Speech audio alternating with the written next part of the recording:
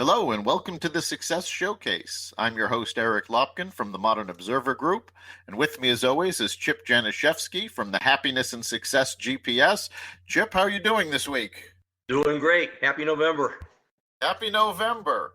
We've been bouncing around between summer and winter with fall sort of caught in the middle here in New England. But Today's warm and it's supposed to be below free. I think highs in the 30s on Friday. So something like that, yeah. So we've been going back and forth with that. But there's a reason that Mark Twain said, if you don't like the weather in New England, wait 15 minutes, it'll change. that's so true. So we've talked a lot about the importance of making connections and meeting with other business people, with people in your life.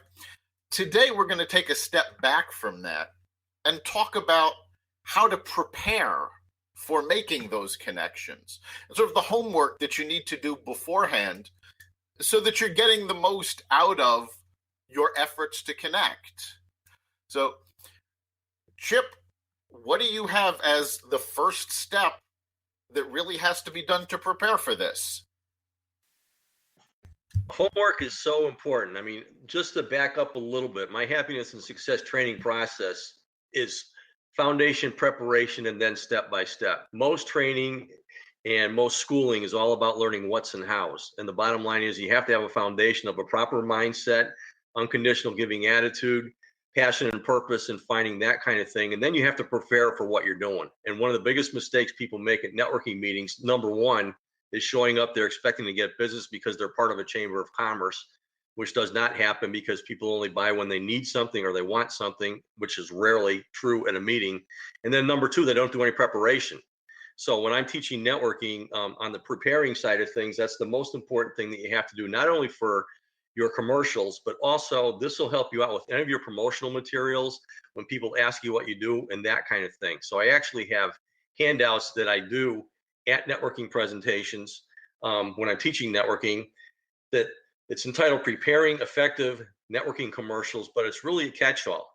And these are things that you have to write down. It's your homework, and you have to sit down, take out a sheet of paper, and write down what your value added is. In other words, what are you really doing for somebody rather than selling them something? Because people are buying based upon comfort and needs and that kind of thing. So what is your benefits and your value added? And then when you're preparing for networking, who are your best clients right now and why? Do they pay well? Do they refer other people to you? That kind of thing, because they are perfect people to ask for at networking meetings. And then Now, before you go on, I want to take a step back. You mentioned what benefits that you're bringing to a relationship. How can somebody really figure out what their benefit is? You really have to think about what you are solving for somebody as far as a problem goes, or making people feel comfortable. And you have to kind of think outside of the box to come up with that. Sometimes a tagline is a good way to put that together. I mean, when people walk up to me and they ask me what I do, I tell them I'm the happiness and success GPS. And it automatically gets a question out of them, but it really describes what I do for people. Is once they've developed that positive mindset, I guide them down the road to happiness and success through what I do. And it's speaking and training and consulting and that kind of thing. So your value added, insurance or other things that you may do, say it's payroll services and so on and so forth. It could be something as simple as just making sure that your compliance and your employees are happy getting paid, that kind of thing, but putting it together in more interesting terms. So Right. it's just a list of all the value added things rather than products and services. What do those things actually lead to rather than what they are? Right. It is so important to be able to say what the benefit is. It's a function of advertising where when you're doing an ad, you're always told you have to find the benefit of the product rather than the feature. But when we try to do it for ourselves, it's not as easy because we find it difficult to separate ourselves from what we do. But for example, if you're a web designer, what do? You build websites. That's the feature. The benefit is you are helping your client communicate with potential customers, existing customers, and it's about helping them communicate what they do to their audiences. So that's really, the difference between a feature and a benefit. When you go to networking events or any meeting, any large gathering, actually, the odds are you have several people there who all have the same features. They do the same thing. So having knowledge of what your benefit is really helps you stand out among the crowd. Yeah, and having a catchy phrase to kind of describe that. I mean, you just mentioned the web designer, and you could talk about a web designer as being your resource on demand. And they're going to say, what's that? And the bottom line is that's what a website does, is anytime anybody needs a reference on you, they can just go to your website and look you up. We talked about different people who are competing at different networking events, or they do the same thing. I don't like to call them competitors, but there's one Right. financial advisor who always closes things saying, because money doesn't come with instructions. So there's really, really interesting ways that you can portray this, and it's really more about the benefits. And as you know as well as I do, everybody in a networking meeting, instead of wearing a name tag, was really wearing a sign saying, what's in it for me? And your benefits answer that question. And that's what you have to do that. And it's not about you. It's about what's going to make them genuinely interested. Exactly. When you're trying to start a relationship with someone, it's always, what can you do for them? And that's really the key. Knowing what you bring to the table is so important. It allows you to separate yourself out from the crowd, but it also helps you connect with the right people. I've heard many times, if you ask someone, well, who's your ideal client? And they'll tell you, anybody. Well, anybody isn't true. It would be great if you could be this big company and have everybody in the world as your customer. But realistically, everybody doesn't have the same needs. Yeah, everybody is not easy to work with either. So there are some good clients and there are so-called bad clients also. Right. But it's a matter of finding that right fit. Before I started my own business, I worked in medical communications. And we were having a discussion one day in the office about what it was we really do. And a bunch of us were saying, well, what we do is we sell drugs. That was our main purpose. And someone pointed out, well, no, but we have to make sure we're selling the right drug to the right person.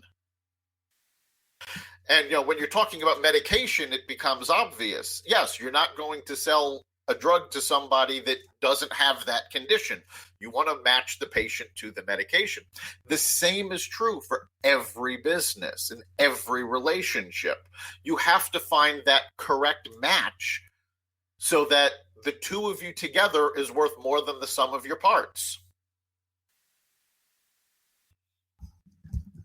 Absolutely. So, I mean, benefits are something that you really, really have to work on. Because again, what it's all about, it's about meeting people's needs and solving problems and not sales. So that's what you need to really, really identify.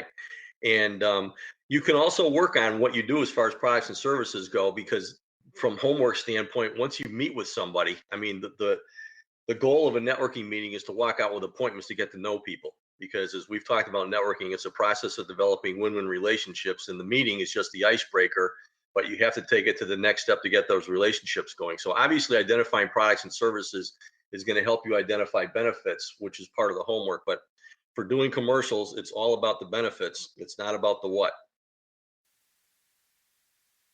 Exactly. So once you've got your benefits down, what's the next thing you have to take a look at? Identify who your best clients are and why. There's lots of reasons that clients are good clients. They could be persistent. They could refer other people to you. They could pay well, and so on and so forth. But the bottom line is, the most important thing you need to put in a networking commercial besides your value added is an ask, because that's the one time where you're going to get away for asking for something and you have a whole room full of people listening to you. So the more specific that you are, the better off you're going to be. So what the step is to take a look at your best clients and go online and Google up who their competition is or other similar type people. And those are people you want to ask for by name at a networking meeting, because if you ask for somebody by name, somebody automatically by human nature is just going to scratch their head and say, I don't know this person, but I know this person. How about that? And it gets people to walk up to you afterwards wanting to help you. So the ask is really, really important. The best way to figure that out is to look at who your best clients are, number one, and number two, who are great referral sources for you to refer you to more of those types of people, which we'll talk about in a little bit. Right. The ask is very important. I think I do want to clarify something, though. I've always had a problem with the idea of asking for somebody by name. If you know that person's name, great. You're looking for a connection to that person. However, with online communication, social media, if you're looking for a specific person, it's very easy to find them. What I have found works just as well and actually brings in a broader array of responses is a position. You're looking for marketing people at banks. You're looking for small business owners who don't have websites. Whatever the position and what the need is, if you put those together, I find you get very good responses, because when you specify what the need is, what the person is looking for, it tends to have that light bulb go off and people, I was just talking to somebody about that. Let me put you in touch with them. So being able to put together a specific position and a specific need to create that image of who you're looking for is very effective. And the more detailed you can get with this, the better. In customer acquisition, it's actually called creating a customer avatar. And it's basically an image of who your ideal customer is. Yeah, I mean, basically, what I should have said there is, when you're talking about the person specifically, I had it as a given that you had to explain exactly what they did in the company. So I'm really, really glad that you brought that up. But it is so important to say, okay, I'm looking for the HR manager of this company who I believe might be this, or I'm looking for somebody who knows somebody in HR. So it is important to describe exactly the type of thing that you're looking for in there, more so even than the name. Right. And this is a reason why it's so important to do your homework, because the more detailed you can get with all of these things, whether it's the benefit that you're providing or who you're looking for, the more information you can provide someone, the more likely they are to know who you're looking for and be able to connect you. Yeah, or think of somebody else in a different company that does the same thing. Right. So where do we go from there? The next step is, by the 80-20 principle, what you want to do is you want to build a resource of strategic partners. And everybody who's into entrepreneurism these days, with downsizing of businesses and so on and so forth, entrepreneurs are basically project managers, and they have to meet the whole needs of their clients. And to do that, they're not going to be able to cover everything themselves. So what you need to do is put together a strategic partnership with different professions out there so that you can complete that. And the bottom line is if you're doing that and you have that together, these people are also going to be great referral sources for you. So by the 80-20 principle, that's really what you need to do. In BNI, we call them contact spheres, and contact spheres are basically different professions that serve the same client base. So for instance, if you look at the real estate contact sphere, you have realtors, you have mortgage brokers, you have landscapers, you have insurance people, all those people who are serving consumers directly. And the more of those that you have as resources for your clients to help them out, the better you're going to look. And those resources of yours are also going to be resources for referring to you too. Absolutely. As a business coach, I love connecting with bookkeepers and accounting people, because these are the folks that know exactly where the problems are with their clients. They know which clients are having difficulties, and they can refer them to us so we can fix those problems. By the same token, I don't do anything with finances. That's not our core competency, so we don't help our clients with that. having a network of accountants and bookkeepers that I can refer them to so that I know they're being taken care of works well. It's a win-win situation for both the coaching company and the accounting company, because they can work together to provide more benefits to their clients.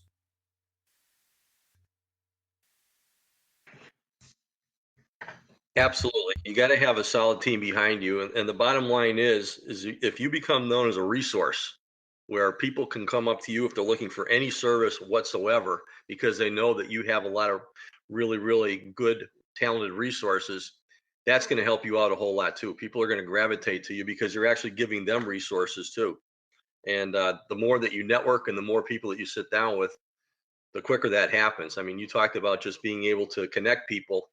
And that's huge, is being able to connect people. At a networking meeting, it's wonderful to be able to connect one person who's standing there by themselves, who's really shy, with somebody else who you know that they need to meet based upon their professions. And 10 minutes later, you're looking back at the two of them and they have a great conversation going. And that does a world of good for you, both feeling good about it, but also reputation-wise. Exactly. And it's more than just connecting people with potential customers. We do a lot to connect people with other resources. Knowing that you've got information coming in that could be valuable to somebody and making it easy for them to find it. One of the things I do on a regular basis, virtually every day, is share information on social media, articles that come into my email through newsletters, repost them and get the information out. Because I do this, people contact me going, I wonder if you know about such and such. And either I can give them some information, or I can go, I don't, but let me give you the person that does. And then I can connect them to someone else who can help them. So it's more than just connecting people. It's an almost constant process where you're reaching out to them over and over again to stay top of mind, but to provide them with a service that you think is valuable to them. And that is a huge value added that you definitely provide, as much as anybody that I've ever seen online, is resources that way and information and that kind of thing. Benefits go beyond what you do, but what you're doing there is a total service to people who are looking things up. So kudos to you for doing that. I wish I did more of that myself online, but it's great. So yeah, it's all about being able to connect people to what they need when they need it. And again, there's so much homework you have to do to be in the position to do that. And that's what we're going over. So once you've determined who it is you want to connect with, what your benefits are, the picture of who you are and who you're trying to reach really takes shape. And it makes it so much easier when you're at an event because you've already done this. I know this happens to me all the time. I'm sure it happens to everybody at one time or another. You've thought of something you need to do. You go to an event, and of course, while you're at the event, you have completely forgotten about what it was you were looking for, what it was you needed to do. When you do your homework ahead of time, that doesn't happen because you know, okay, I have to do A, B, C, D. You go in with A, B, C, D in mind. It's not, oh, I have to remember such and such. Yeah, and by having these things down on paper, you can use them in so many different ways. I mean, we're talking a lot about putting together networking commercials, which is really your value added. It's something new if you have that in there, a good ask and that kind of thing.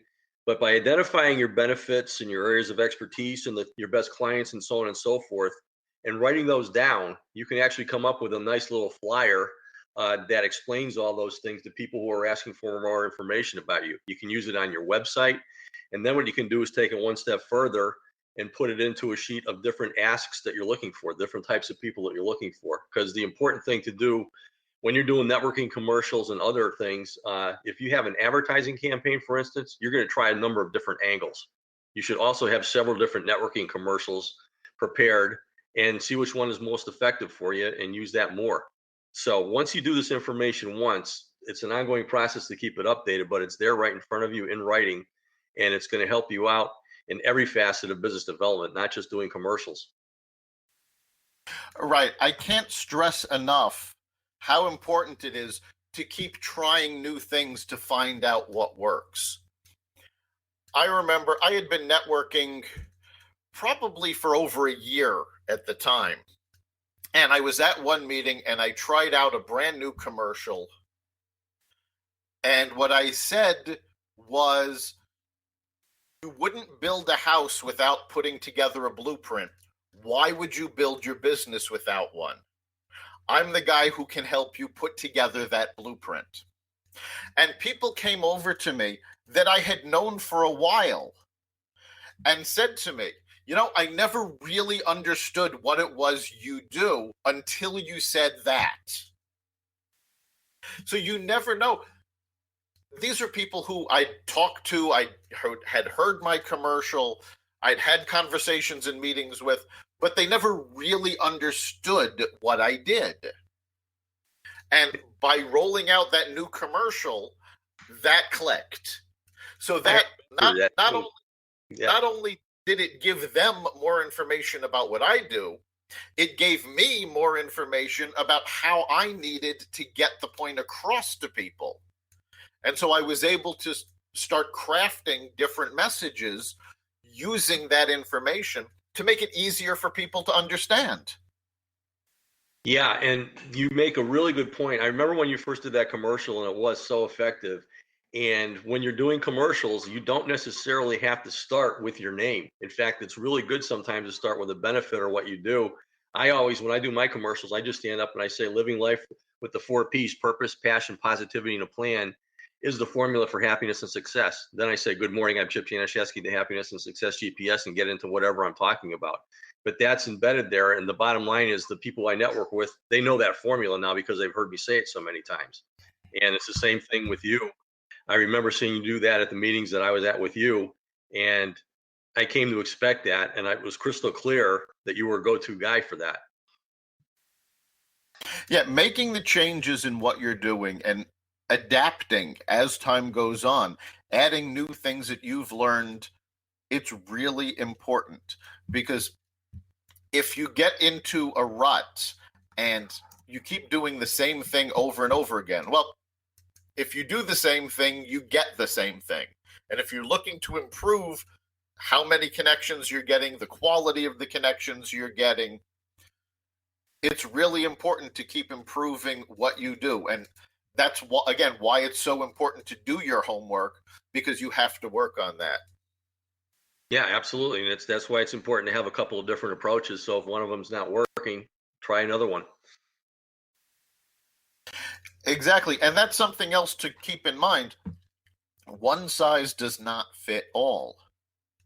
If you're going to different types of events with different audiences, you want to have different commercials and different ways to introduce yourself that are going to connect with that audience.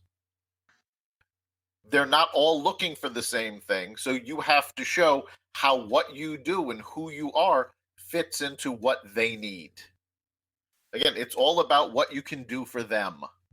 Yep. And also, I mean, looking at the event that you're going to, it's a great place to look for resources and ask for resources, because it's really about who those people know and not them themselves. So if you prepare and you say, I'm most likely to run into people who know these types of people who I'm looking to meet, and go there with that type of approach to a particular meeting, that's a really, really good way to prepare also. Kind of like analyze the type of event that you're going to. All right. The more information you have, the better off you can be. So what else is on the list for the homework that has to be done?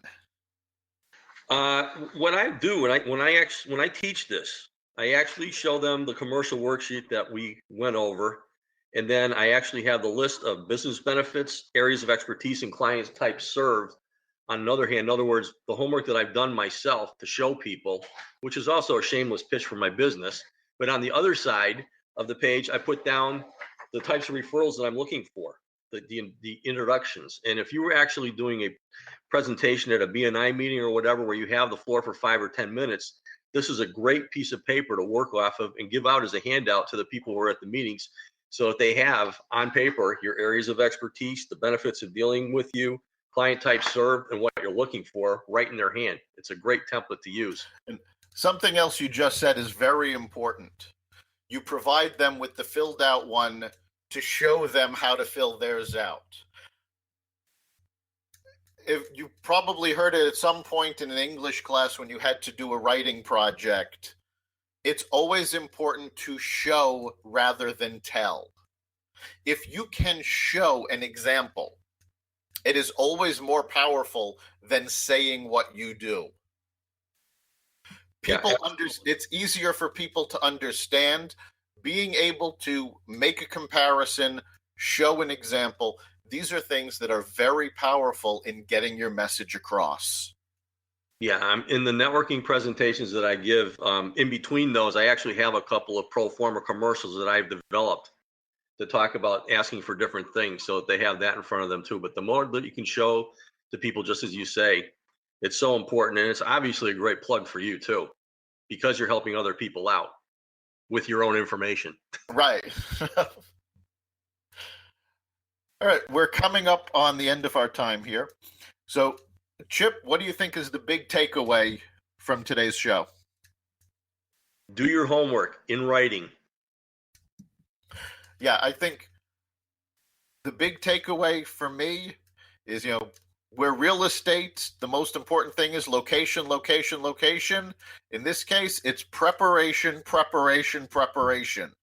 You need to know what it is you're doing, why you're doing it, and how you're doing it. And you need to take the time to do that ahead of time, so you're not just winging it when you're at an event. You've been listening to the Success Showcase. You can find us every week at blogtalkradio.com/Success Showcase. You can also find us at the Apple Podcasts app or the iTunes Store, or wherever you find your podcasts. Remember, make this your best week ever and make next week even better. See you then.